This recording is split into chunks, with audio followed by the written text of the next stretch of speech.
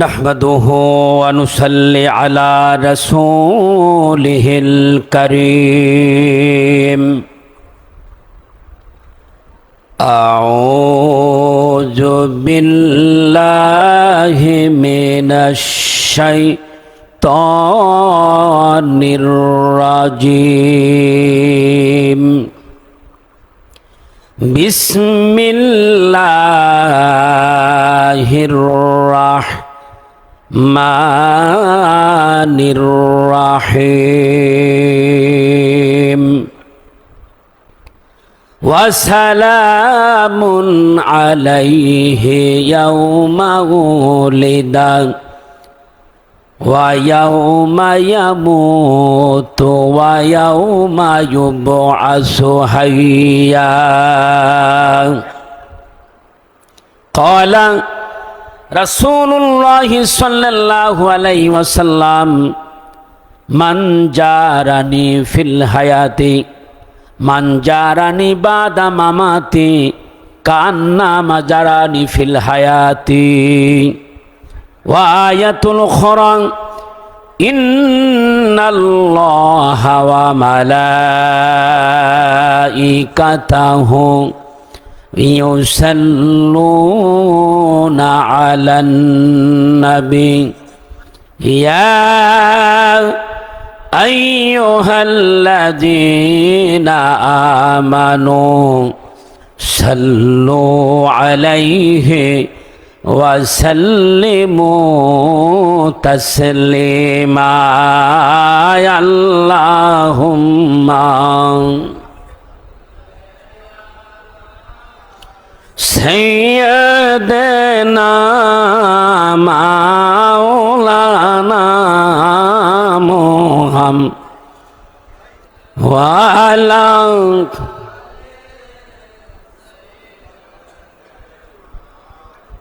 মাওলানা মুহাম্মদ। সম্মানিত আশি রাসূল ভাইয়েরা, এখানে আমরা এত মানুষ আছি, আমাদের আওয়াজই কিন্তু মনে হয় না। আপনারা সবাই একটু সামনে চেপে চেপে বসেন। আপনারা যদি কথা না বলেন, কথা বলি তো আমরা শান্তি পাবো না। আমি সবার দৃষ্টি আকর্ষণ করছি, কথা বলার একটা পরিবেশ লাগে, শোনারও পরিবেশ লাগে।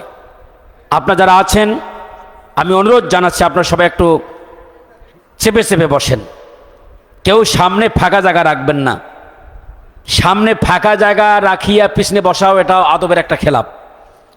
আপনারা যারা আছেন আমি অনুরোধ জানাচ্ছি আপনারা সবাই একটু সামনে চেপে চেপে বসেন, আদবের সাথে বসেন, আর জবান খুলে একটু মহব্বতের সাথে আমার সাথে সবাই পড়েন আল্লাহুম্মা সাল্লি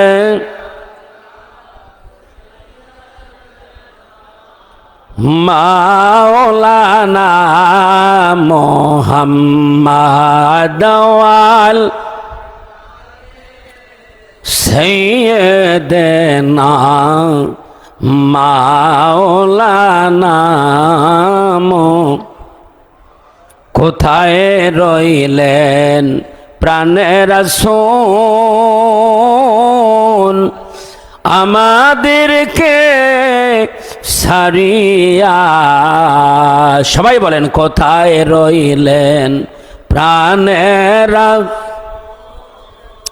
আমাদেরকে সারিয়া। কি লাভ হবে ওই আপনি বিনে, কি লাভ হবে আপনি এই মাহফিলে বসিয়া। আল্লাহুম্মা সাল্লি, জবান খুলে মহব্বতে, মাওলানা মুহাম্মাদ ওয়ালা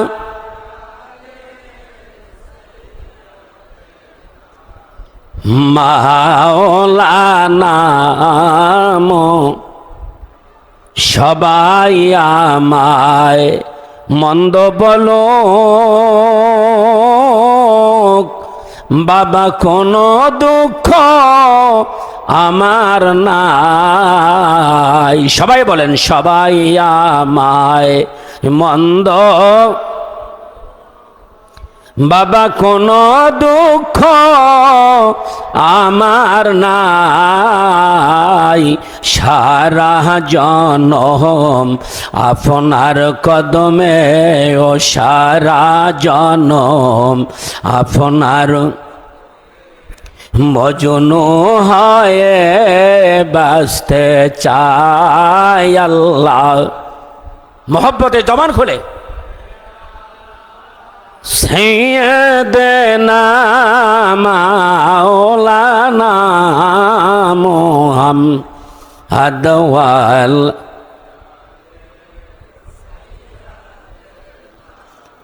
মাওলানা বালাগাল উলা বিকামালিহি কাশাফাদ দুজা বিজামালিহি হাসনাত জামিউ খিসালিহি সাল্লু। उनका मुबारक नाम भी है चैन, दिल का चैन है बलागल उला कशाफत दुजा बिजमालिहि हसनत जमीउ खिसालिहि सल्लु अलैहि वालिहि। আলহামদুলিল্লাহ। কুতুবুল আক্তাব দুরে মাকনুন খাতুনে জান্নাত হযরত দয়াল মা রহমতুল্লাহর শুভ জন্মদিন স্মরণে আয়োজিত আজকের এই আশে রাসূল সম্মেলনে উপস্থিত হযরত উলামায়ে কেরাম, ইসলাম প্রিয় দিনদার ইমানদার ধনপ্রাণ আশে রাসূল ভাইয়েরা, পর্দার অন্তরালে অবস্থানরত মা ও বোনেরা, আপনারা সকলেই সর্বপ্রথম আমার সালাম গ্রহণ করুন। আসসালামু আলাইকুম ওয়া রাহমাতুল্লাহি ওয়া বারাকাতুহু। আপনারা সবাই কেমন আছেন? আপনাদের আওয়াজ শুনে মনে হয় আসলে বেশি ভালো নাই, কোনো একটা সমস্যা মনে হয়, চোখে ঘুম আছে, এরকম একটা প্রবলেম। সবাই ভালো আছেন তো? ভালো মানুষের আওয়াজ একরকম, আর অসুস্থ মানুষের আওয়াজ আর একরকম। ভাইরা আমার, এটা কোরআনের মাহফিল। এই মাহফিলে বসার বহু নিয়ম আছে। আসলে আমরা অনেক নিয়ম জানি না তো। এখানে বসার বহু নিয়ম আছে, শোনার অনেক নিয়ম আছে। আমি সেদিকে যাব না, সংক্ষেপে কিছু কথা বলবো। কথাগুলো বলার জন্য বলবো না, নিয়ে যেতে হবে এবং মৃত্যুর আগ পর্যন্ত মনে রাখতে হবে। এই মনোভাব নিয়ে শোনার চেষ্টা করবেন সারা পৃথিবী থেকে যে যেখান থেকে শুনতেছেন। আমি আবারও বলছি, আপনারা সবাই ভালো আছেন তো? আসুন, আমাদেরকে কে ভালো রেখেছেন একটা আওয়াজ দিয়ে বলেন তো। আল্লাহ। কে ভালো রেখেছেন? যে আল্লাহ ভালো রেখেছেন, সুস্থ রেখেছেন, যিনি আজকে দয়া করে তার অলি বন্ধু আমাদের দয়াল মার শুভ জন্মদিন স্মরণে, যিনি আজকে আমাদেরকে সারা বাংলাদেশ থেকে, বাংলাদেশের চিটাগাং, রাজশাহী, খুলনা বিভাগের চুয়াডাঙ্গা, ঝিনাইদহ, কুষ্টিয়া, উত্তরবঙ্গের বিভিন্ন অঞ্চল থেকে যে মহান মালিক এখানে আসার সুযোগ করে দিলেন এবং সারা পৃথিবীর থেকে যার যে রাষ্ট্র, সেখান থেকে বসে এই অনুষ্ঠান উদযাপন করার জন্য যে রাব্বুল আলামিন আমাদেরকে দয়া করে সুযোগ করে দিলেন, এজন্য আমরা সবাই সর্বপ্রথম সেই মহান রবের দরবারে শুকর আদায় করি। সবাই জবান খুলে বলি আলহামদুলিল্লাহ। এরপরে আবারও দরুদ শরীফ পড়ে আমাদের সেই দরদি নবীজির পূর্তি, যে নবীজি হলেন হায়াতুন নবী, যিনি হলেন জিন্দা নবী, যে নবী এখনো আমাদের জন্য উম্মতি উম্মতি বলে কাঁদেন, যিনি কিয়ামতের ময়দানে কাঁদবেন, যিনি শুধু আমাদেরকে নিয়ে ব্যস্ত, কিভাবে রক্ষা পাবো, সেই দরদি নবীর প্রতি তার একটু সবাই দরুদ পড়ি। সবাই পড়ি সাল্লাল্লাহু আলাইহি সাল্লাম। আলোচনার শুরুতেই আমি আমার মহান মুর্শিদ দয়াল মা রহমতুল্লাহ সহ সকল সাহেবজাদা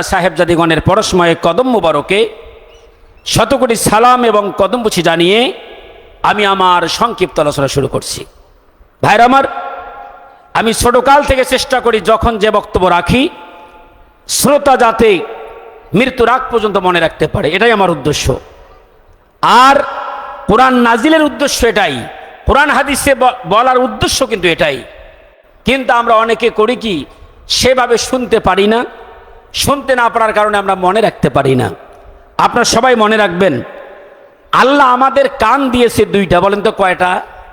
সবাই বলেন কয়টা? আর মুখ কয়টা? এর কারণ আছে না?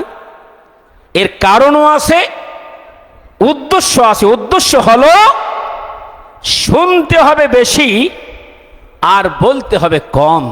এর কারণ হলো শোনার থেকে জ্ঞান অর্জন হয় আর বলার থেকে অনুশোচনা করতে হয়। কি বলেন, ঠিক না ঠিক?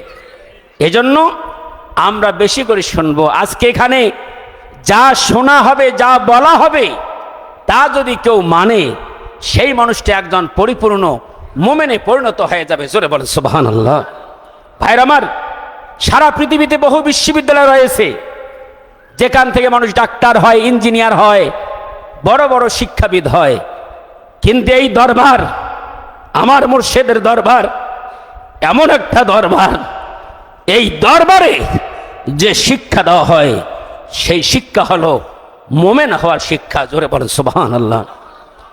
যে শিক্ষায় শিক্ষিত হলে একজন মানুষ মোমেনে পরিণত হয়, যে শিক্ষায় শিক্ষিত হলে একজন মানুষের সাথে আল্লাহ রাসূলের যোগাযোগ হয়ে যায়, যে শিক্ষায় শিক্ষিত হলে একজন মানুষ কবরে মুনকার নকিরের প্রশ্নের জবাব দিতে তার কোনো সমস্যা হয় না। চিৎকার করে বলেন সুবহানাল্লাহ। এই দরবারে সেভাবে আমাদের শুনতে হবে, এই দরবারের কথাগুলো সেভাবে মানতে হবে। যদি আমরা মোমেন হইতে পারি, আমাদের দুঃখ, দুর্দশা, দুশ্চিন্তা কোনো কিছুই থাকবে না। একজন মোমেন যে হয় তার জন্য সব কিছু হয়। একজন মোমেন যে হয় তার সাথে আমার আল্লাহর সম্পর্ক তৈরি হয়ে যায়। আর একটু জোরে বলেন সুবহানাল্লাহ। আমার কথা বুঝতে কষ্ট হয় না তো আপনাদের? একটু খেয়াল করে শুনবেন। আমি কুরআনুল কারীম থেকে একখানা ছোট্ট আয়াত আর রাসূলের হাদিস থেকে ছোট্ট একখানা আমি হাদিস পাঠ করেছি। আমি কোনো শোনা কথা বলতে পারি না, কারণ সন্দেহ লাগে।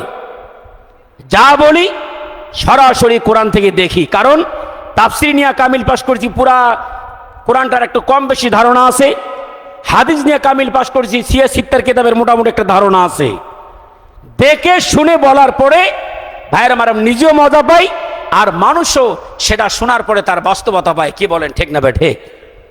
কুরআনুল কারীমে আমার আল্লাহ বলেন, ওয়া সালামুন আলাইহি ইয়াউমা উলিদা ওয়া ইয়াউমা ইয়ামুতু ওয়া ইয়াউমা ইউবাসু হাইয়া। এই আয়াতখানা হলো সূরা মরিয়মের 15 নম্বর আয়াত। কত নম্বর আয়াত? জোরে বলেন। সূরার নাম কি? সূরা মরিয়ম। দেখে নেবেন আপনার বাসায়, যার যার বাসায়। এই আয়াতের অর্থ হলো ওয়া সালামুন আলাইহি ইয়াউমা উলিদা ওয়া ইয়াউমা ইয়ামুতু ওয়া ইয়াউমা ইউবাসু হাইয়া। আমার আল্লাহ বলেন, দুনিয়ার মানুষ, তোমরা জেনে রাখো, আমার যারা বন্ধু, আমার যারা নবী, আমার যারা অলি, আমার যারা প্রিয়জন, আমি মানব জাতিকে হেদায়েত করার জন্য যাদেরকে জগতের বুকে পাঠিয়ে থাকি, তাদের শুভ জন্মদিন, তাদের ওফাতের দিন, তাদের পুনরুত্থানের দিন। এখানে 3টা দিনের কথা উল্লেখ করা হয়েছে। কয়টা দিন? সবাই কথা বলেন একটু, সবার আওয়াজ পায়নি, আরো জোরে বলেন। কয়টা দিন? 1 নম্বর হলো শুভ জন্মদিন, 2nd হলো ওফাতের দিন, 3rd হলো পুনরুত্থানের দিন। আল্লাহ বলেন এই 3টা দিন হলো জগৎবাসীর জন্য শান্তির দিন। একটু আওয়াজ দিয়ে বলেন সুবহানাল্লাহ। আমার আল্লাহ বলেন, যদি শান্তি পেতে চাও, যদি নাজাত পেতে চাও, যদি মুক্তি পেতে চাও, যাদেরকে আমি জগতের বুকে শান্তির দূত হিসেবে প্রেরণ করেছি, তাদের জন্মে, তাদের কর্মে, তাদের ধর্মে যদি তোমরা খুশি হইতে পারো, তাদের যদি হুকুম পালন করতে পারো, তাদের আদর্শে যদি আদর্শবান হইতে পারো, তাহলে তোমরা জগতের মাঝে শান্তিতে থাকতে পারবে। একটা আওয়াজ দিয়ে বলে সুবহানাল্লাহ। আমরা শান্তি পেতে চাই কি চাই না? আরো জোরে বলতে হবে, চাই তো? চাইলে কি কোনো জিনিস পাওয়া যায় না? চাই ভিক্ষুকরা। চায় কারা? ভিক্ষুকরা চায়। সারাদিন চাইয়া 2000-এর উপর পাওয়া যায় না। 3 শ্রেণীর মানুষ থাকে জগতে। এক শ্রেণীর মানুষ নিজে কিছু তৈরি করে, আর এক শ্রেণীর মানুষ ওই বিষয়গুলো দেখাই দেয়, আর এক শ্রেণীর মানুষ শুনিয়াও শোনে না। কি বলেন, ঠিক না বেঠিক? দেখিয়াও দেখে না। আমার মহান মুর্শিদ দরবার করেছেন, এটা মোমেন হওয়ার দরবার। আমরা যারা আমাদের মুর্শিদের সন্ধান পেয়েছি, আমরা মানুষকে দাওয়াত দেই। যারা দাওয়াত পায়, দাওয়াত পেয়ে আর যারা সাধনা করে, তারা রাসূলকে পায়, তারা আল্লাহকে পায়। আর একদল আছে শুনিয়াও শোনে, দেখিয়াও দেখে না। এই 3 শ্রেণীর মানুষের ভিতরে ভাইয়ের আমার এক শ্রেণী যারা আল্লাহ যাদেরকে বিশেষ করে এই জগতের বুকে পাঠিয়ে থাকেন দুনিয়ার মানুষের পরিবর্তন করার জন্য। ভাইয়ের আমার, আমরা অনেকে মনে করি তারা জগৎ থেকে চলে গেলে মনে হয় চলে যায় না। এই পৃথিবীর বুকে একজন ব্যক্তিকে আল্লাহ প্রেরণ করেছিলেন সবার সম্রাট হিসাবে। তিনি হলেন রহমাতাল্লিল। জোরে বলেন রহমাতাল্লিল। আমার রাসূল বলেন, মান জারানি বাদা মামাতি, আমার ওফাতের পরে যারা আমার রওজা জিয়ারত করবে, তারা যাতে মনে করে না আমি মৃত্যু হয়ে গেছি।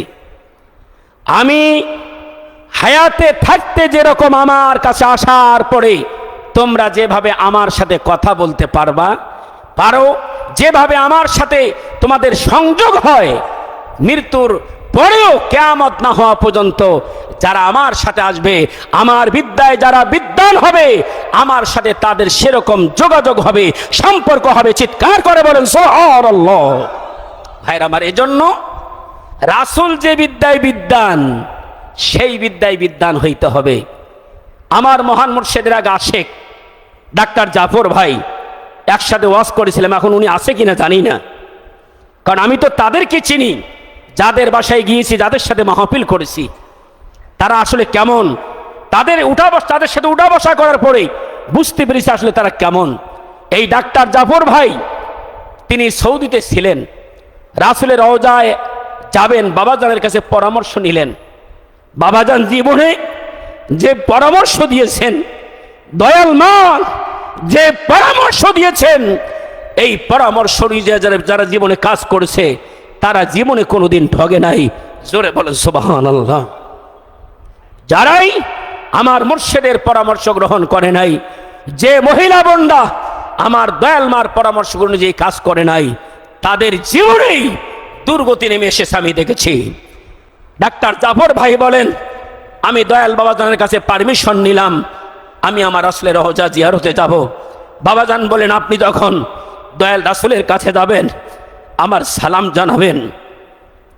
ডাক্তার জাফর ভাই বাবাজানের পরামর্শ অনুযায়ী রাসূলের রওজায় যখন যায়, যাওয়ার পর আল্লাহ রাসূলকে সালাম জানায় আমার মুর্শিদের।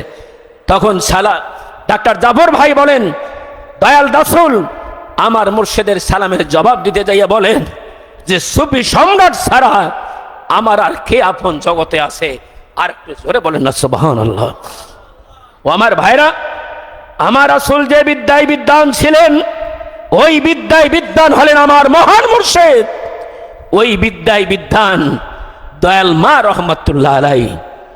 দয়াল মা রহমাতুল্লাহ যখন চন্দ্রপাড়া দরবার শরীফে ছিলেন ওনার বাবার কাছে, একদিন উনি বড়াই কুড়ানোর জন্য ওই চন্দ্রপাড়া দরবার শরীফে একটা বড়াই গাছ আছে, সেখানে গিয়েছেন। যাওয়ার পরে দেখতেছেন একজন মহামানব, উজ্জ্বল চেহারা বিশিষ্ট মহামানব। উনি দয়াল মাকে ডাক দিচ্ছেন, উনি অল্প বয়স, খুকি তুমি এদিকে আসো। যখন কাছে গেছেন, ওই মহামানব বলতেছিলেন, তুমি কি আমাকে চিনতে পেরেছো? তখন দয়াল মা রহমতুল্লাহ ওই মহামানবকে দেখে বলেন, আপনি হলেন খাজা এনায়েতপুরী রহমতুল্লাহ আলাইহি। আর জোরে বলেন না সুবহানাল্লাহ। তার অনেক আগেই এনায়েতপুরী রহমতুল্লাহ জগৎ থেকে বিদায় হয়ে গিয়েছেন। এনায়েতপুরী রহমতুল্লাহ দয়াল মায়ের কাছে গিয়েছেন, তাকে সাক্ষাৎ দিয়েছেন। দয়াল মা যখন তার কাছে আসছেন, আসার পরে খাজা এনায়তপুরী রহমতুল্লাহ তার মাথা মোবারক হাত বুলিয়ে দিয়ে দোয়া করছেন। পরে দয়াল মা রহমতুল্লাহ দেখেন খাজা এনায়তপুরী রহমতুল্লাহ সেখানে নাই। ভাইরা আমার মহান মুর্শিদ ওই চন্দ্রপুরীর দরবারে সাধনা করে বলেছিলেন, আমি দেওয়ানবাগী আমার মুর্শিদের সোহবতে 12 বৎসর সাধনা করে আমি আমার আল্লাহকে চিনি, আমি আমার রাসূলকে চিনি। একজন সন্তান যেরকম তার বাবাকে চেনে, আমি যেমন আমার মুর্শিদের দরবারে সাধনা করে আমি আমার আল্লাহকে পেয়েছি, আমি আমার রাসূলকে পেয়েছি। আপনারা যদি আমার কাছে আসেন, যদি সাধনা করেন, যদি আমল করেন, যদি আমার হুকুম মানেন, আপনাদের সাথে আল্লাহ রাসূলের যোগাযোগ হবে। জোরে বলেন না সুবহানাল্লাহ। যারা সাধনা করেছেন তাদের জানার বাকি নাই আমার রাসূল কোথায়। যারা সাধনা করেছেন তাদের জানার বাকি নাই আমার আল্লাহ কোথায়। তাদের জানার বাকি নাই মা ফাতিমা কোথায়। তাদের জানার বাকি নাই হাসান হোসাইন কোথায়। কি বলেন ঠিক না বেঠিক? সম্মানিত ভাইরা, আপনারা যদি আমার মুর্শিদের বিদ্যায় বিদ্বান হন, যদি সাধনা করেন, দয়াল মার কাছে সালাম দিবেন, দয়াল মা আপনাদের সালামের জবাব দিবে। দয়াল বাবাজানকে সালাম দিবেন, দয়াল বাবাজান সালাম দিবে। কি বলেন? সালামের জবাব দিবে। কি বলেন ঠিক না বেঠিক? এগুলো কোনো শোনানো কথা নয়, এগুলো কোনো বানানো কথা নয়। এজন্য করতে হবে সাধনা। সাধনা কি? আমার রাসূল দীর্ঘ 15 বছর হেরা গুহায় 25 থেকে 40 বছর আল্লাহর ধ্যানে মশগুল থাকিয়া আল্লাহর পক্ষ থেকে রিসালাতের বাণী লাভ করেছিলেন। আমার মহান মুর্শিদ বলেন, আমিও আমার মুর্শিদের সোহবতে সাধনা করেছি, আপনাদেরকে সাধনা করতে হবে। সাধনার বহু ব্যাখ্যা। মূল সাধনার ব্যাখ্যা হলো, যেদিনে একজন মুরিদ মুর্শিদের হাতে হাত দিয়ে বায়াত গ্রহণ করে সেই দিনে সে বিক্রি হয়ে যায়, নিজের ইচ্ছায় আর চলা কখনো যাবে। আমার মহান মুর্শিদ ব্যাখ্যা দিয়েছেন, তার সোহবতে থাকার সৌভাগ্য হয়েছিল। ভাইয়ের আমার মহান মুর্শিদ বলেছে, নিজের ইচ্ছায় চলবেন না। নিজের ইচ্ছায় চললে আল্লাহকেও পাওয়া যাবে না, রাসূলকেও পাওয়া যাবে না। নিজের ইচ্ছায় চললে ইবাদত হয় না।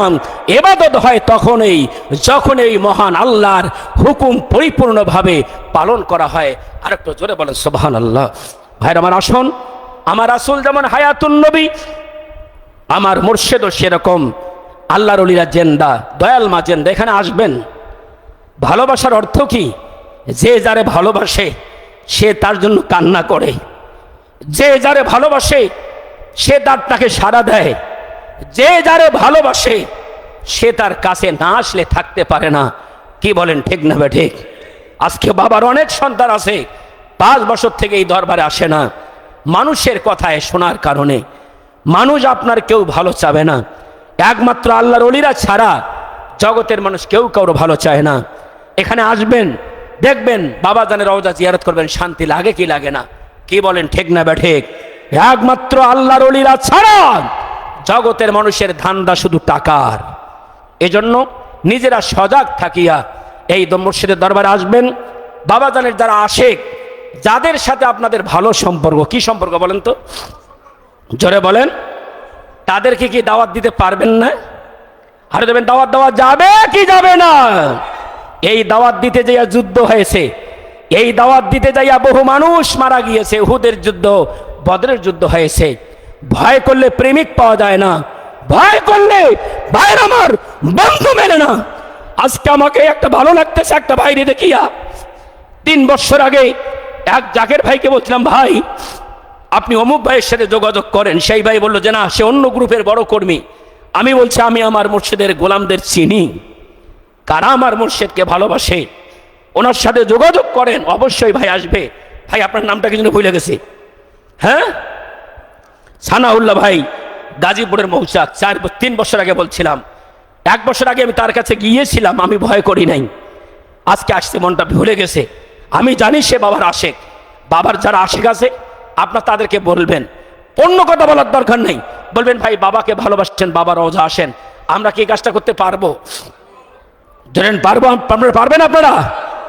সবাই এই চেষ্টা করবেন। আসুন, মরলে আল্লাহকে নিয়ে মরবো, রাসূলকে মরলে রাসূলকে নিয়ে মরলো। শহীদ হলে মৃত্যুর আগ পর্যন্ত মানুষ চিনবে আমাদেরকে, কি বলেন ঠিক না ঠিক? আর যদি ভালো কিছু না করি কেউ চিনবে না, বাড়ির পাশের লোক চিনবে না। আল্লাহ রাব্বুল আমিন আমাদের সবাইকে দয়াল মার শুভ জন্মদিন স্মরণে আমাদের সবার আরজি থাকবে আমরা যাতে এই ফিতনা ফাসাদগুলোর থেকে পরিত্রাণ পাইয়া আমাদের মুর্শিদকে ভালোবাসিয়া এই মোহাম্মদ ইসলামের আদর্শ প্রসার করতে পারি, নিজেরাই যাতে মুর্শিদের কদমে থাকতে পারি। আল্লাহ আমাদের সবাইকে সেই তৌফিক দান করুক। সবাই বলেন আমিন, আর ওই অন্তর থেকে বলেন আমিন। আসসালামু আলাইকুম ওয়া রাহমাতুল্লাহি ওয়া বারাকাতুহু।